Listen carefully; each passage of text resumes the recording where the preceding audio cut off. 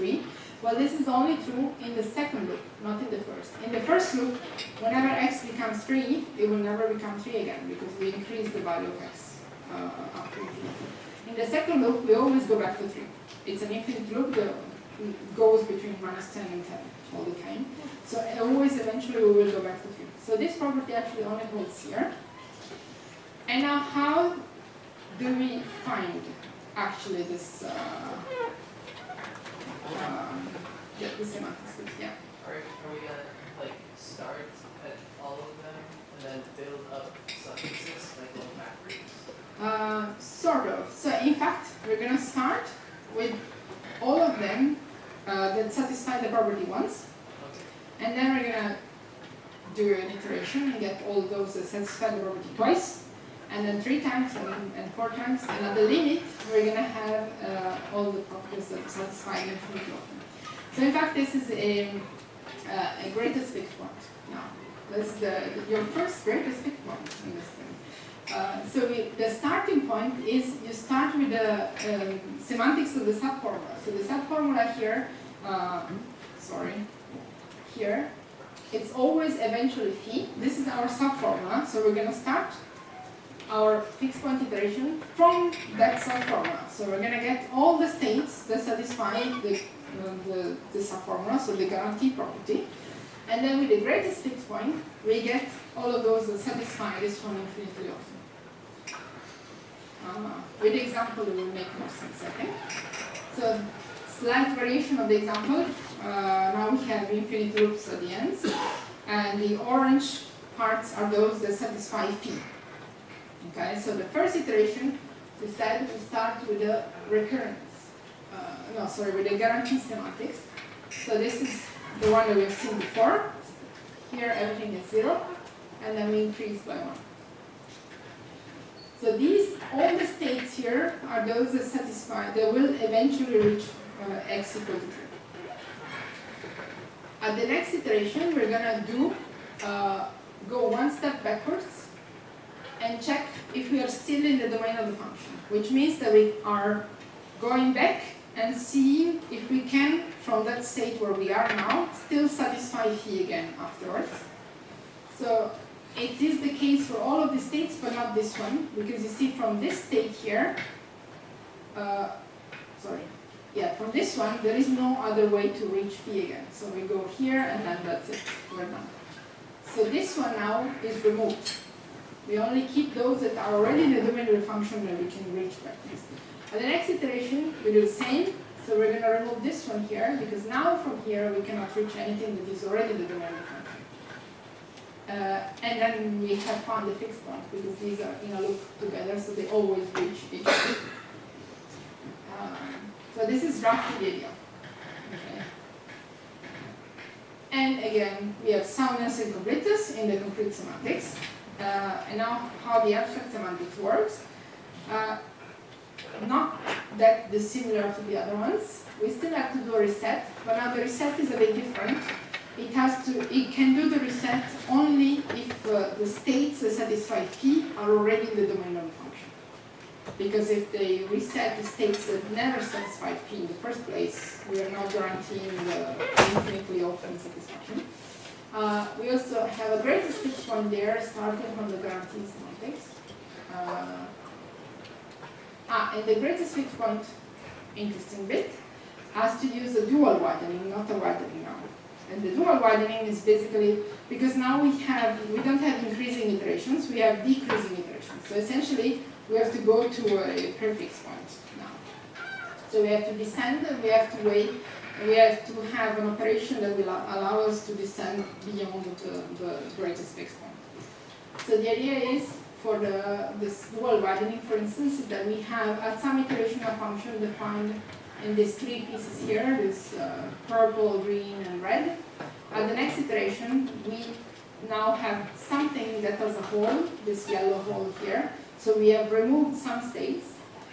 And now, in a similar principle as the one that we had before, we keep the stable partitions as they are. The ones that become unstable, now they become completely undefined. So we just throw away more states, essentially. Okay. And for for the semantics, then we start with a totally undefined function. And then you wonder, where do the things get defined? They get defined in loops when we do the guarantee semantics in the first iteration. And with that, yeah, we have again soundness but not completeness. I'll show you the example, the difference with the previous case.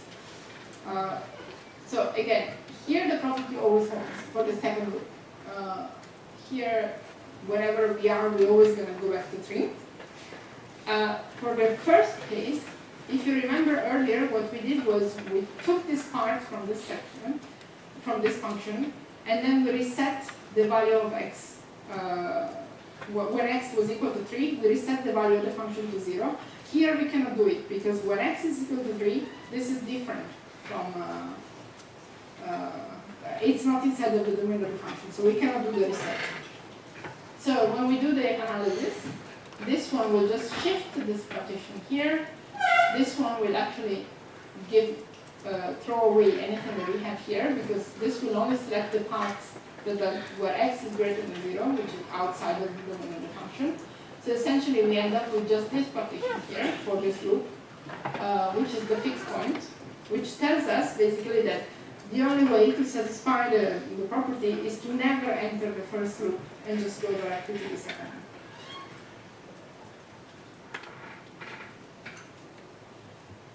All right. Very good. Okay, so if you are interested in more CTL properties, these are just a few. This was in 2018, SAFS 2018, if you want to give it a read. Okay, then let's see. We have half an hour. Okay, good. So I put a poll on Slack yesterday, and most people wanted hyperliveness rather than hypersafety, so this is what we're going to do. So for the is complicated part, you're going to see the hyperliveness part. So here we're talking about properties that are not trace properties, so these are properties of programs. So the properties for which we need to go to the collecting semantics to actually reason about them. And in this particular case, we're basically going to consider a variation of termination that becomes a hyperliveness property. So first of all, question is, so the problem is, well, the problem. What I'm talking about is that whenever the program doesn't terminate, so the non-termination bugs, they are not all the same. They are not all equal, essentially. There are worse non-termination bugs. So, in your opinion, so here we have an example with 2 loops. So I slightly modify the syntax. Here we are reading x from the input, and here we're just non-deterministically picking c. Okay, the first loop here diverges when x is equal to 0, or actually when x is also smaller than 0, I think, or yeah, smaller than 0. Smaller or equal than 0, and here diverges when c is greater or equal than 0. So in your opinion, which one of the 2 loops non-terminating is worse? Yeah?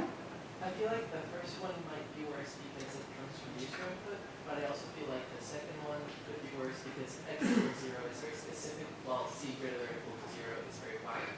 But since c is just between -2 and 1, I feel like the first one is worse.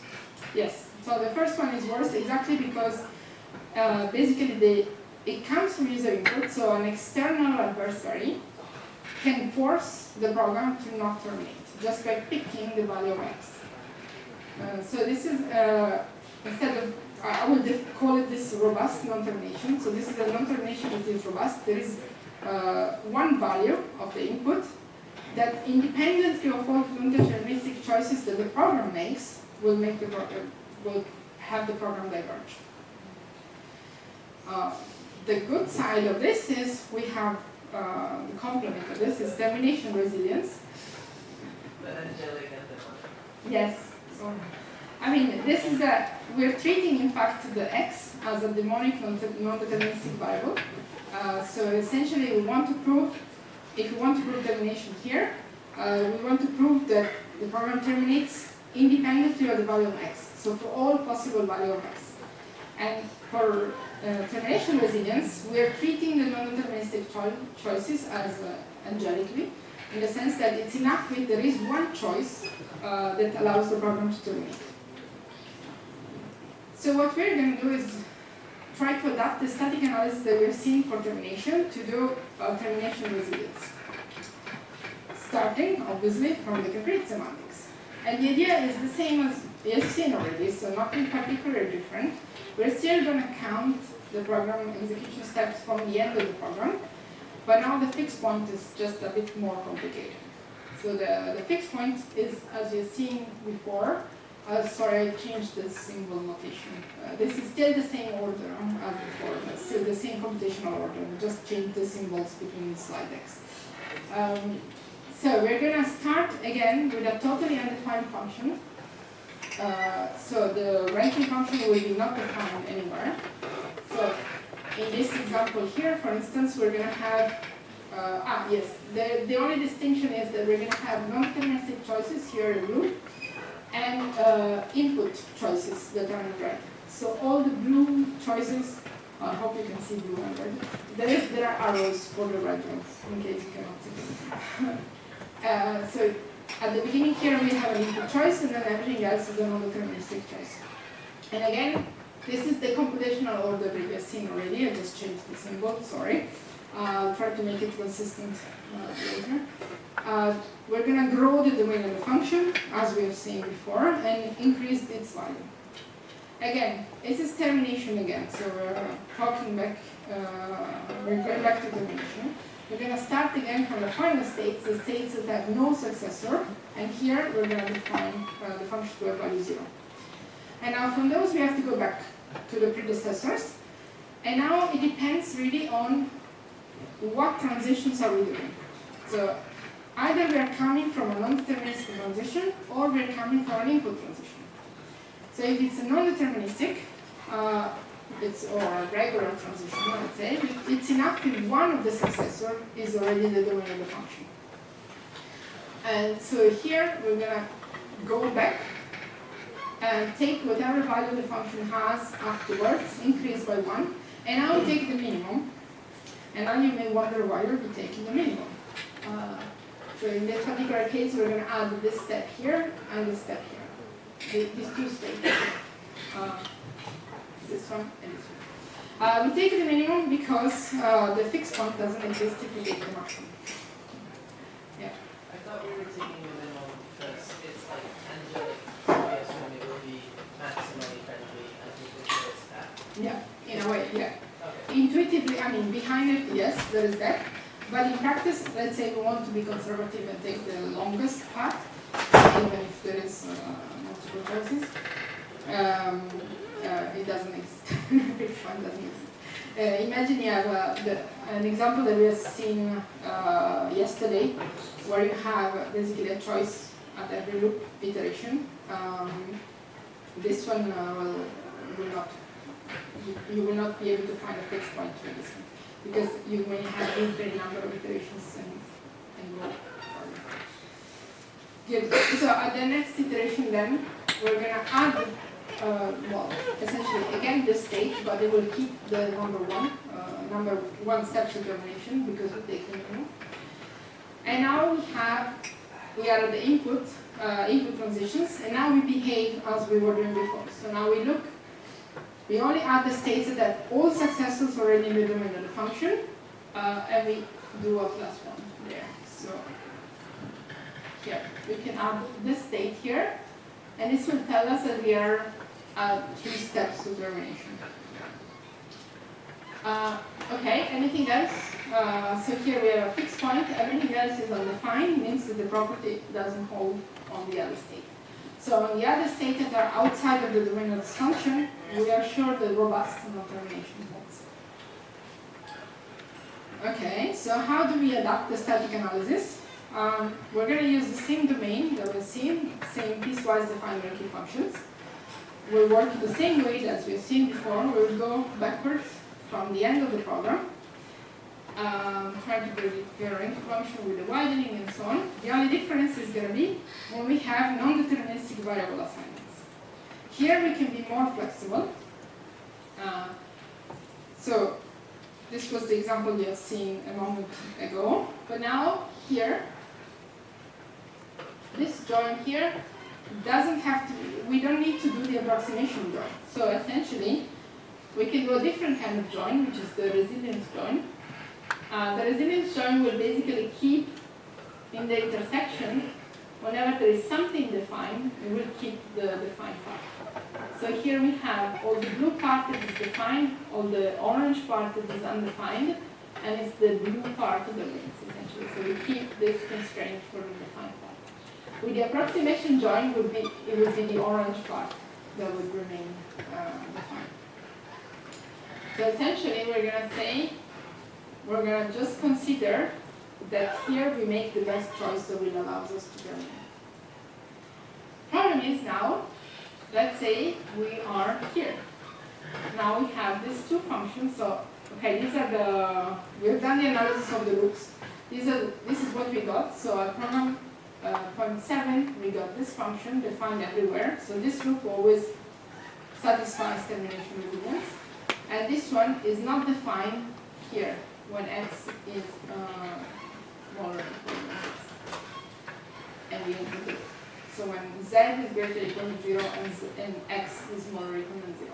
So when we do the approximation join, we get this. And when we do the resilience join, we get this. So we keep this one instead of this one. Now note that this expression is A, is a non-deterministic choice, and the expression here only depends on A. So why do you think A is the right choice? Yeah. Resilience join, since we're being optimistic and orange is bad. Okay, other ideas? So I have to show you again the definition of the property.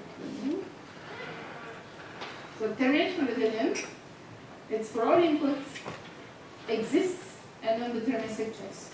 Doesn't exist. Okay? So are we sure? So when we do non-deterministic choices, like this, we're sure that we have one of the choices. When we are merging here, are we sure that it exists? A value of A such that we can go in the good part.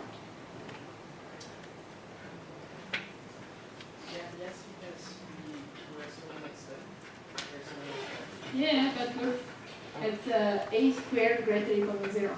Oh, okay. So we're not sure. So it is an expression that only depends on a non-deterministic choice, but in fact, whatever non-deterministic choice we take may actually later on force one path only in the program. So if we, and in fact this is a particularly bad case because it's a non-linear expression that we cannot represent exactly in our trees. So in fact we end up ignoring this expression in the trees. And so here we actually have to be conservative and we have to do the approximation here. Yeah. I'm sorry, I have to be conservative because no matter how polite A is, it is going to Go in the bad case. toss it. Yeah, yeah.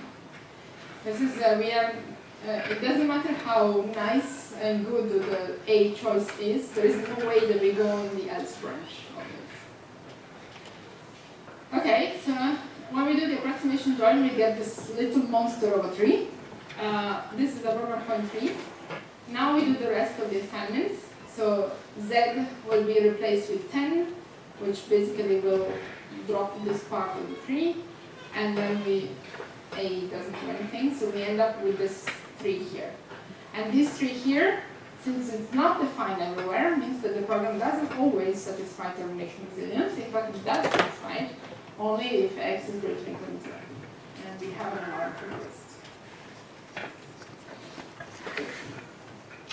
Okay, so, well, this is where my student is messing up with my tool, because he's trying to implement this thing.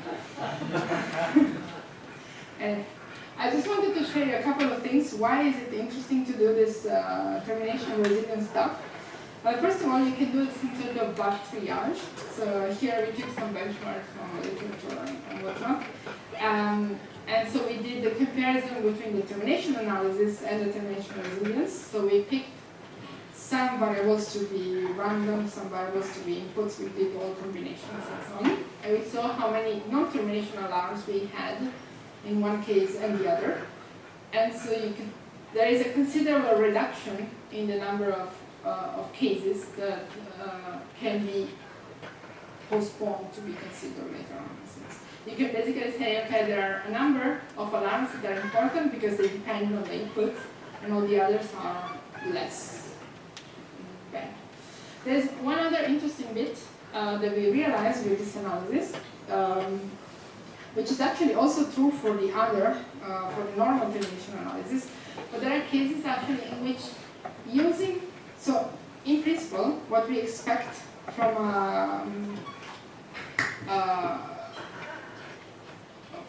the numerical domain is that intervals, we have seen it, are less precise than polyhedral.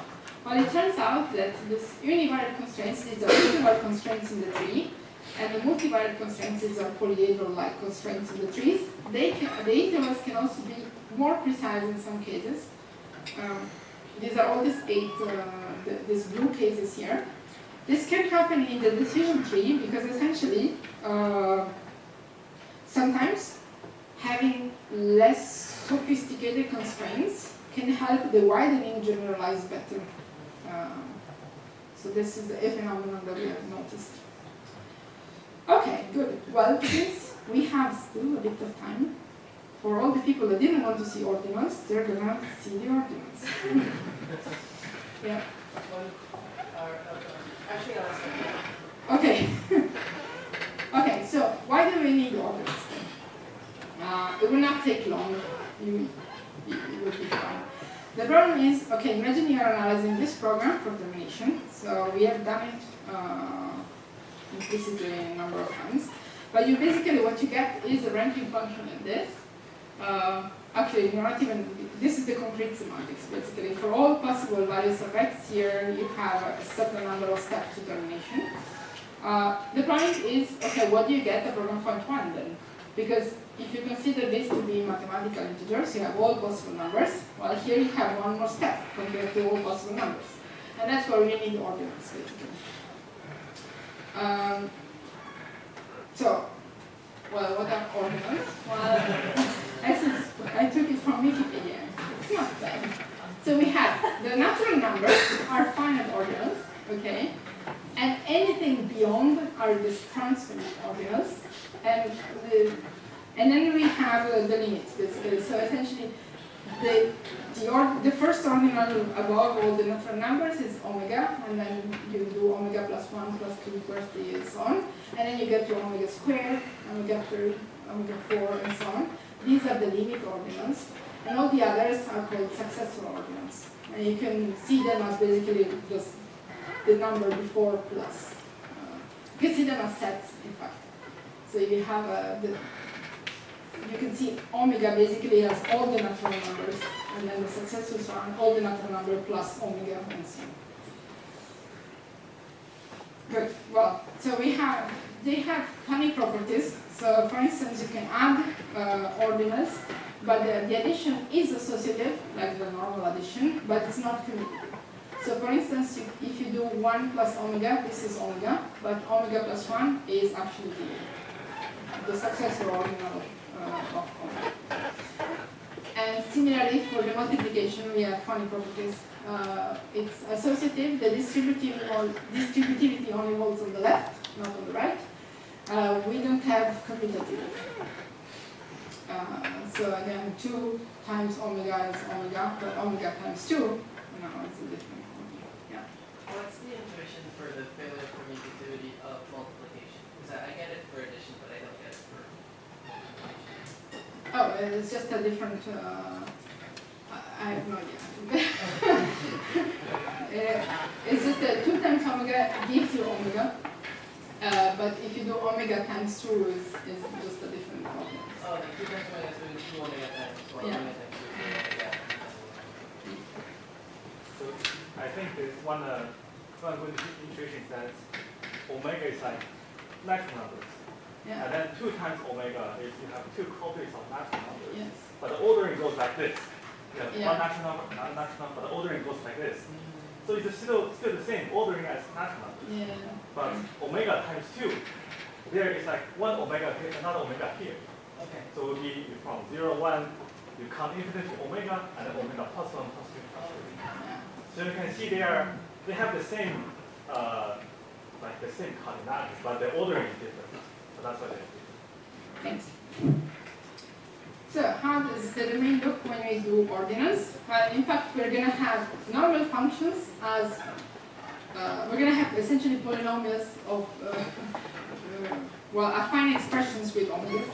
So these are, it's called a counter-normal form for the ordinals. So we're going to have powers of omega, and the coefficients are going to be functions of the variables in the program. We will see in the example, but for now, anything else remains the same. So we still have a bottom and top, and we still have functions that can be bottom and top. So what changes is basically, well, for the order, we just compare in increasing powers of omega, essentially. We just, well, okay, for the defined functions for the leaves, we just evaluate the function as it is. Same for the computational order. What changes for the concretization is now, again, we just evaluate the whole function instead of evaluating just a single expression. Okay, and what changes for the operations are only a few. So what is different is the approximation join and propositional join, the widening, and the assembly. Anything else remains exactly the same. I'll show you why the join is different. Well, the idea is basically now we can, another way to think about these functions is that they're basically sort of like lexicographic ranking functions, they become in a way. And so each power of omega is a new component of your lexicographic function. And so what this join is allowing you to do is to add new components to your lexicographic ranking function. So when we join them, when we end up with leaves that are ordinal value functions, let's say these two ones are two leaves, we have to find, well, we have to do the max basically between them. So here we go in ascending powers of omega. So between 3 and 4, the max is just 4.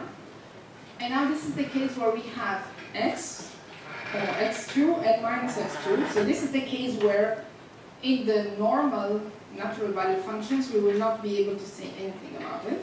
But here, what we can do is basically say, okay, we need to put omega there. So we put omega there. And we remember that we added an omega, so we do a plus 1 after. So because there is an omega here, so we basically replace this one with their max, which is omega. And this omega times omega is this expression here. So it's omega squared plus no omegas. So this one becomes 0, and we add a new, we have a sort of a carryover like in addition. So we do then the join of x1 plus x1 for omega squared. So we have x1, the same. And now we have this plus 1 here that we have to add. And this is how we do the join.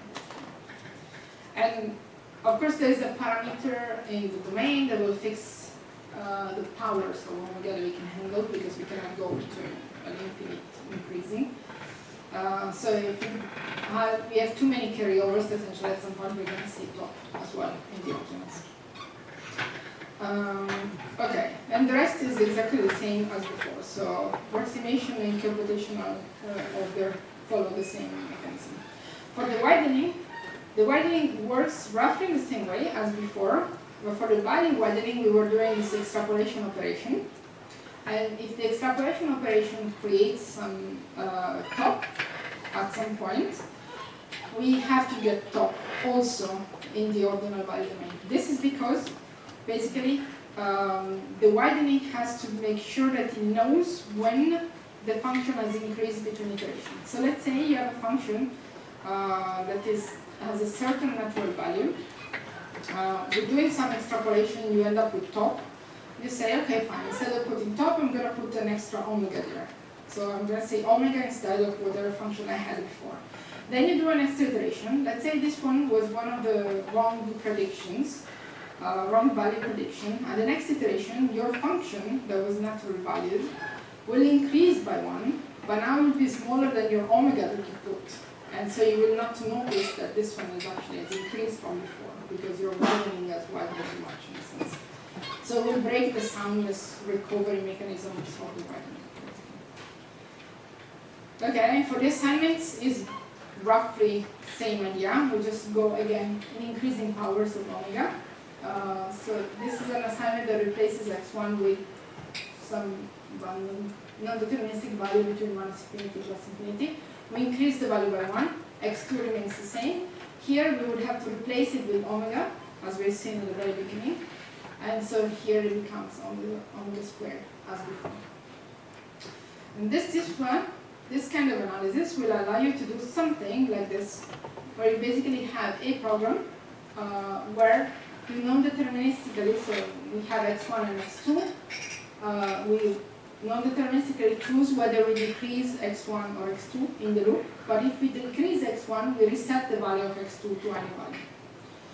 And so this program here needs a lexicographic function, so we cannot prove termination with just one function. We can also do it with ordinance. So what it says here, basically you get an expression that says if you never enter the loop, you terminate in one step, and otherwise you terminate in this, in the worst case, in this many step. I mean, this is an overestimation, obviously. But what it tells you is that the most important factor, the first important factor for termination is x1, because the one always decreases. And in the second case, if this one changes, then the value depends, the number of steps depends on x1. And so this will prove termination of the solver. Okay, so I think we can stop here. I'm happy to take any questions.